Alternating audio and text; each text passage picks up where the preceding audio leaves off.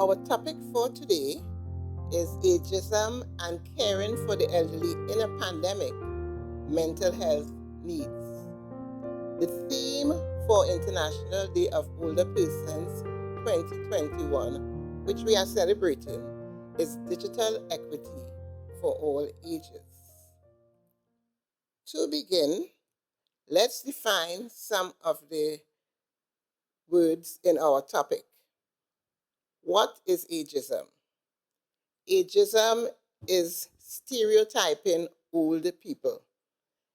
It includes discriminative practices against older adults and policies that perpetuate stereotypes. As this pandemic began, it was labeled a disease that was deadly to the elderly with comorbidities or lifestyle diseases, and somewhere lost in the rhetoric, the link between comorbidities and death became garbled, and younger people concluded that their youth was protection enough. So younger people with comorbidities are contracting the virus. Some die, and others are left severely impaired. Ageism and the pandemic, mental health issues. Did mental health issues in aging begin with the pandemic? There was an increase in domestic violence during the pandemic. Did the domestic violence in the home begin with the pandemic? No, it was exacerbated by it. So too, mental health issues in all ages, including the elderly. There are mental health issues that occur in all stages of life, and there are those that occur in the older person. There may be issues relating to the family, the relationship of the older person within the family. There may be issues there. Also, old age is a time of losses. Some losses are environmental. There may be personal losses. You lose friends. You may lose a spouse. There are social losses. Loss of a job, loss of income, retirement, loss of that significant role, loss of status. How does the person deal with that? Then there are losses maybe related to the person's personality. Losses may come from physical disease. There may be disability. Then there are emotional reactions to old age. There may be grief, guilt, loneliness, depression, fear. Some persons are deathly afraid of being old. About aging and mental health and the pandemic, we recognize that elder care facilities in Trinidad needed to have restricted visits during the pandemic. This was in an attempt to protect older persons from COVID-19. One must remember, however, that these persons are already isolated from family and loved ones, and facing further isolation may cause emotional and mental health burdens that accompany such isolation. In addition, with the state of elder care facilities in Trinidad and Tobago, this is a dangerous situation for residents of those facilities. In the home, mental health issues relating to the family would have been exacerbated by the pandemic. And the pandemic also brought to the fore increased dependence on digital technology. As I said earlier, the theme for International Day of Older Persons 2021 is digital equity for all ages. I like the theme because although it recognizes the need for digital equity for the elderly, it acknowledges that there are other groups in the society who has that need. What is digital equity? It's simply the need for access and meaningful participation in the digital world by older persons. The elderly persons congregating at banks during the pandemic, which made headline news, was not an example of the need for digital equity. It was occurring before the pandemic, and then, as now, it is an example of the need for social connection. That is the day that they hang out with their friends they have not seen since the previous month. The elderly persons also keep clinic appointments religiously, even though they may not fill the prescriptions, they may not use the medication if they fill the prescriptions and hold it at home. They also pay regular visits to the neighborhood pharmacy to chat with the pharmacist about real or imagined ailments. That, however, is a need for social connection. We mentioned earlier that ageism has to do with aging stereotypes. We accept aging stereotypes so easily. And I'll just mention two that we bandy about. Once a man, twice a child. If we accept that, we fail to recognize that accepting that stereotype shifts the balance and power of the relationship between the younger person and the older person. It also devalues the older person and allows for a blatant disregard for the validity of the older person's opinions and choices. And then we have one that I'm sure was invented by a man. A man is as old as he feels, a woman is as old as she looks. That is not based in reality. Life expectancy for men in Trinidad and Tobago is 71.24 years, and for women in Trinidad and Tobago, 76.66. So despite how a man feels or a woman looks, the reality is that women usually outlive men, and the older population is therefore more feminized. The thesis of my presentation today is that the state of the older person's aging, or how the person lives in his aging years, is a function of the person's family relationships and how the person's middle years were lived. So I have entitled that part of the presentation, Aging is Living. And we live until we die. What is aging? Aging is the process of growing old, and it refers to chronological age. So the baby is aging, the middle-aged person is aging, the older person is aging. So aging is ubiquitous, it is everywhere, and the process is infinitesimal. We look at ourselves in the mirror every day, and we see no obvious change from the previous day. Yet after a year, a decade has passed, there is a difference. Aging seems to happen to us. Living is something we do. Aging is passive. Living is active. What happens in each stage of life prepares us for the ones that follow. Some stages are more distinct than others. Toddler, preteen, adolescent, adulthood, and the vaguest, most obscure stage is that of old age that begins at age 60 and then meanders on into the great unknown. The older population in the decades 60 to 90 are more diverse than those of any previous stage. Yet we say old people, the elderly, and conjure up one picture in our mind. Shortly after I turned 60, I was traveling and I went to check in. So the young gentleman asked the normal questions, and then he asked me, would you like to have wheelchair service? I said, okay. I said, no, I won't like to have wheelchair service, but I have been traveling all my life. And this is the first time somebody asked me if I would like to have wheelchair service. Why did you ask me if I would like to have wheelchair service? He said, I don't know. It was a prompt from the computer.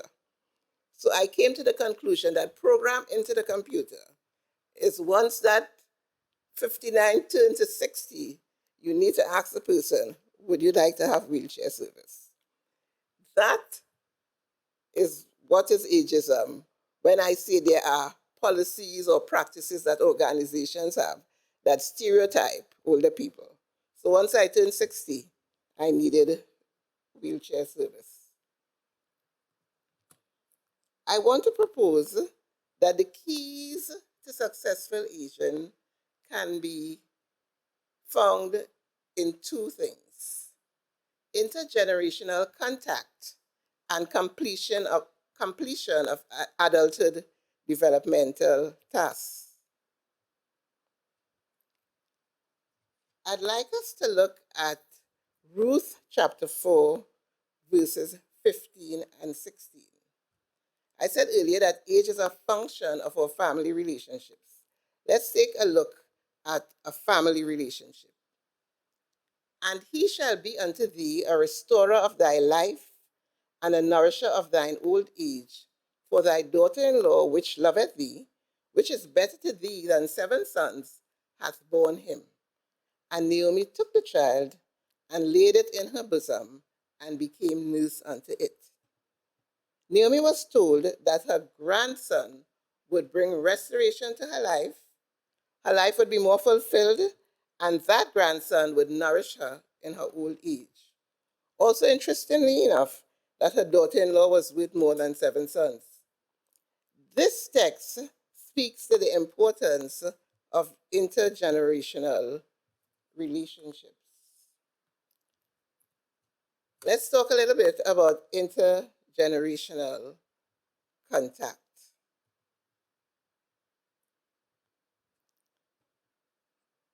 There are many benefits to intergenerational contact, and I'll just mention 4. It, it helps to transform ageist attitudes. Intergenerational contact provides mentoring for younger persons. It decreases the isolation of the older person, and it builds intergenerational interdependence. Intergenerational relationships are important in the family, in the church, and in the community. Today, in our society, as in many developing countries, the generations are less likely to live together, depriving the young people of meaningful intergenerational contact. A very important intergenerational relationship is the grandparent grandchild relationship. This allows the child to develop a meaningful relationship with an older person from early in his life. Grandparents raising grandchildren is not the same, however, since the grandparent must of necessity parent. How were intergenerational relationships affected by the pandemic? There was physical isolation, restrictions to movement, there was the lockdown. This would have affected older persons who live alone. There was also an effect on older persons living within the family. If the family is intergenerational, the risk was higher, the risk of death was higher to those in intergenerational households.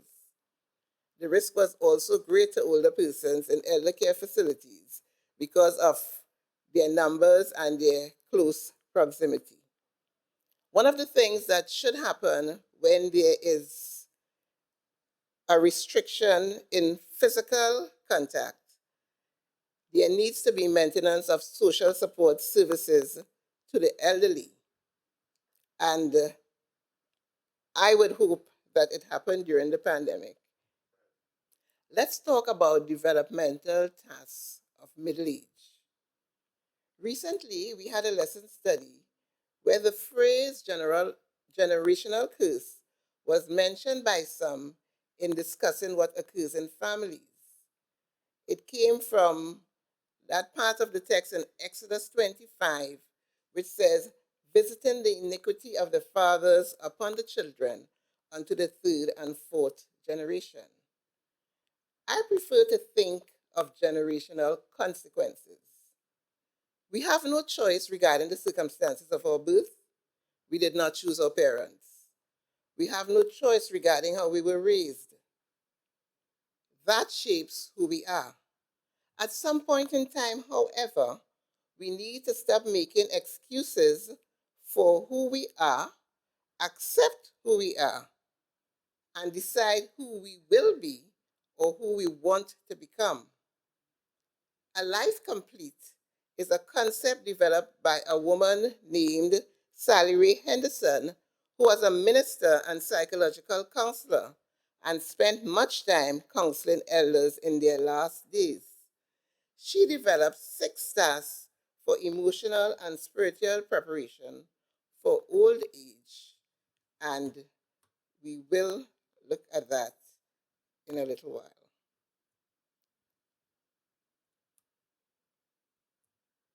Third John 2 says, Beloved, I wish above all things that thou mayest prosper and be in health, even as thy soul prospereth. When I read that text, the picture that emerges is of someone who is healthy, happy, spiritually sound, and financially secure. During the middle years, ages 25 to 60, adults are busy with living. They work, marry, have children, build families, and prepare for later years through saving and investment, and then they retire. The preparation during these years of adulthood will influence the latter years of life. Unfortunately, many persons, in focusing on the tasks of daily living, lose focus on themselves and arrive at the later years of life feeling lost and wondering how did they get there. The 6 tasks associated with emotional and spiritual preparation for old age are befriending yourself, learning to grieve, recognizing that you always make a difference, maintaining a sense of personal evolution, finding a larger context for your life, and accepting the help of others. Befriending yourself. There is only one human being that you are absolutely certain will be with you at the end of your life. So learn to like your own company. You need to know and love who you are without your role, be it teacher, counselor, athlete, pastor, mechanic, gardener. You need to know who you are. All society sees once you are past a certain age is an elderly person, and that designation has little value. So learn to love yourself and be a friend to yourself. Learning to grieve. Why is learning to grieve important preparation for aging? Aging is a time of losses. There is loss of roles. This may be accompanied by loss of status. You are not working again. Loss of the professional colleagues and the engagements that came with work, the office celebrations, and other things that would accompany working. Loss of friends. Class reunions seem to be occurring at funerals. And although this might sound frivolous, this issue is a problem for sometimes both men and women. You may even lose your hair or other physical attributes that made you you. Not being able to grieve, acknowledge losses, and move on from those losses can lead to serious emotional and physical distress. What about recognizing that you always make a difference?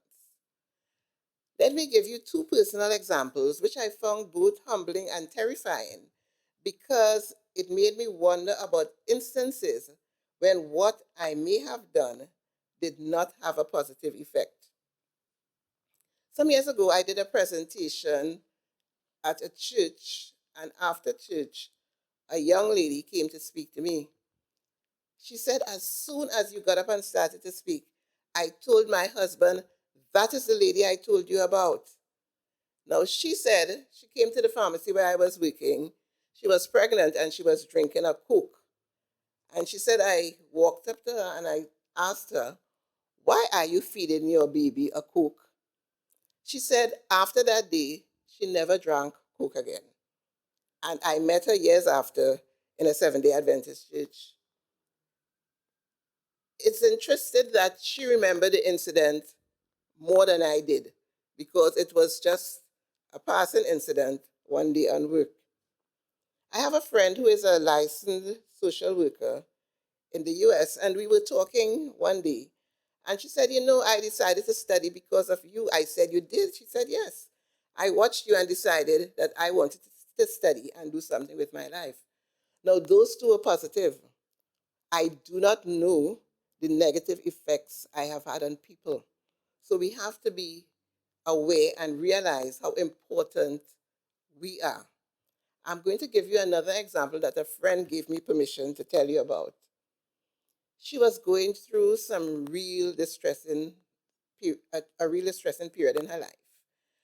And she was unhappy at home. She was unhappy on the job. And she said she was walking through Port of Spain. And this person approached her and gave her a brilliant smile. She said she smiled back at the person and it made her feel so happy because there were no smiles in her life at that point in time. She said it also made her realize that the joy had gone out of her life and she appreciated that smile. She still talks about that smile up to this day, and that was a total stranger. That person has never known what effect that smile had on her life. The fact is, though we may never have such feedback in our lifetime, as we live every day, we need to know there is never a time when we do not make a difference. If we believe that, we can pay attention to how and what we are doing.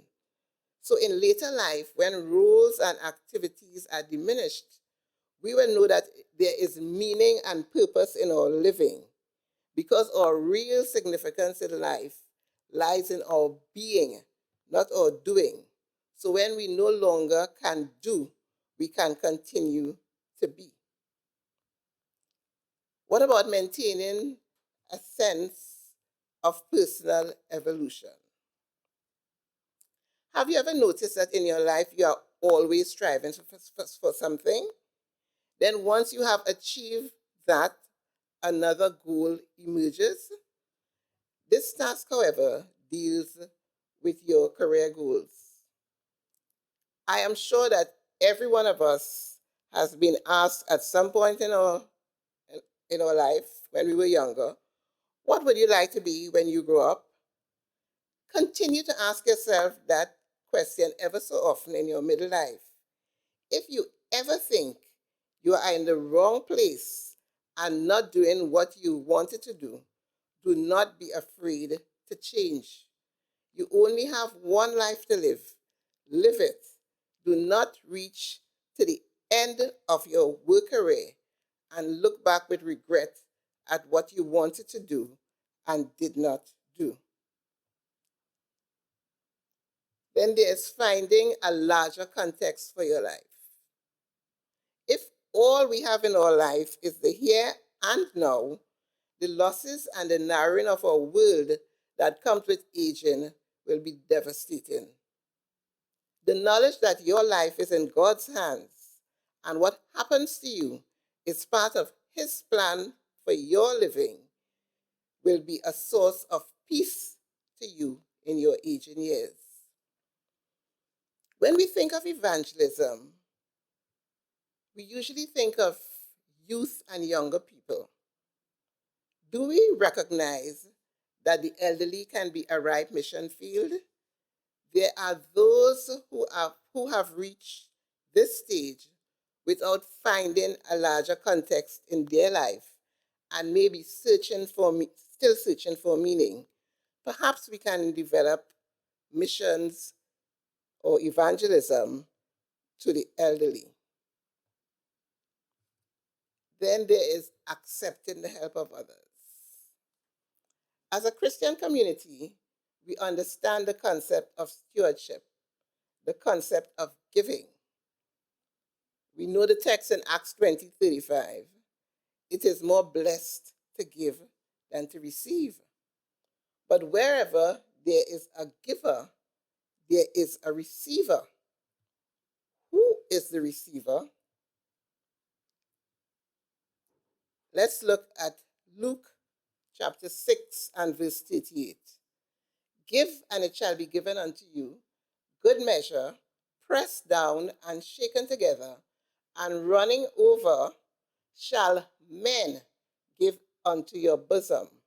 For with the same measure that ye meet withal, it shall be measured to you again. So a giver is also a receiver, because it says, give, and it shall be given unto you. And with the same measure you meet, it shall be measured to you again. So not only should we want to give, we should want to receive also. Unfortunately, when we think of giving and receiving, we think of independence and dependence. And somehow, being on the receiving end is seen as being less than. For those of us who cherish our independence, that independence is a facade. Whether you believe it or not, you cannot live a day without others. Advancing age brings to the fore our interdependence.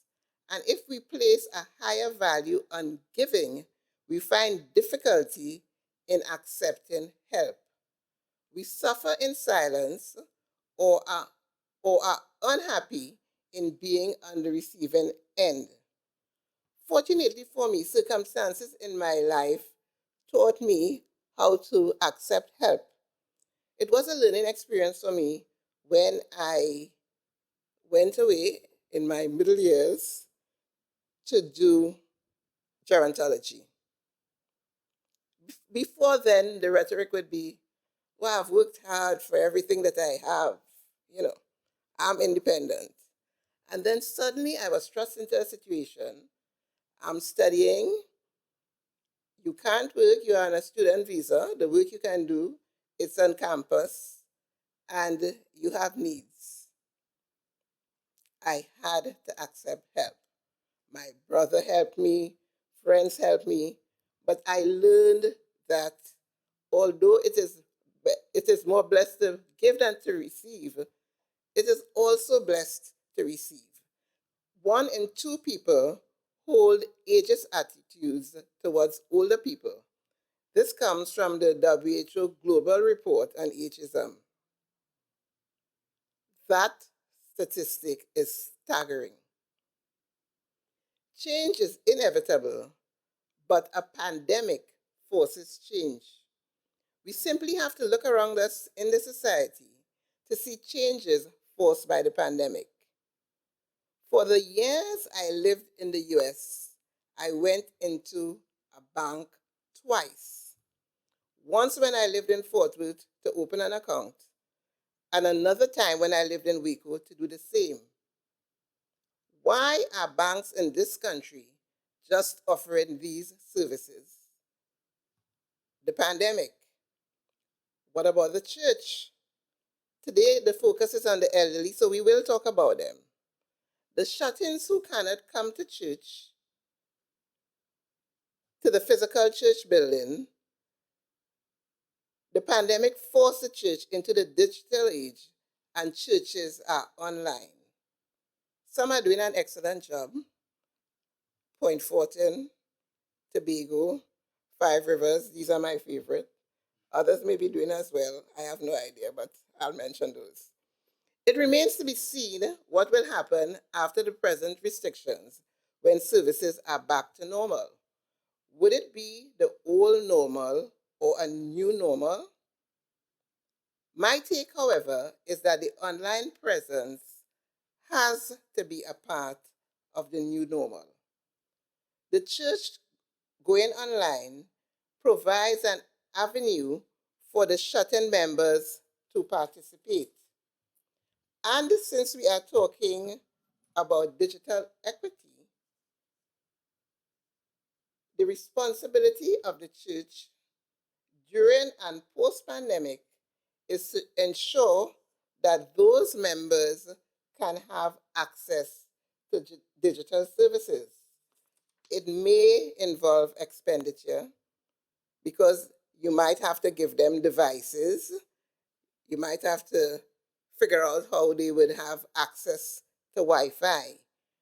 But I still state that online church will be of benefit to shut-ins who could not access church before the pandemic.